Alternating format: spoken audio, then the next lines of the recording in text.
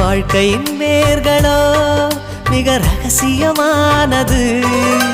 ரகசியம் காண்பதே நம் அவசியமானது. தேடல் உள்ள உயிர்களுக்கே தினமும் பசி இருக்கும். தேடல் என்பது உள்ளவரை வாழ்வில் ருசி இருக்கும். பாடல் போல தேடல் கூட ஒரு சுகமே. இசை பாடி வரும் இளம் காற்றுக்கு உருவமில்லை.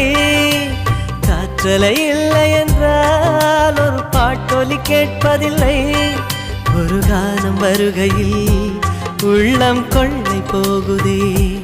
ஆனால் காற்றின் முகவரி கண்கள் அறிவதில்லையே. இந்த வாழ்க்கையே ஒரு தேடல் தான். அதை தேடி தேடி தேடும் மனது தொலைகிறதே.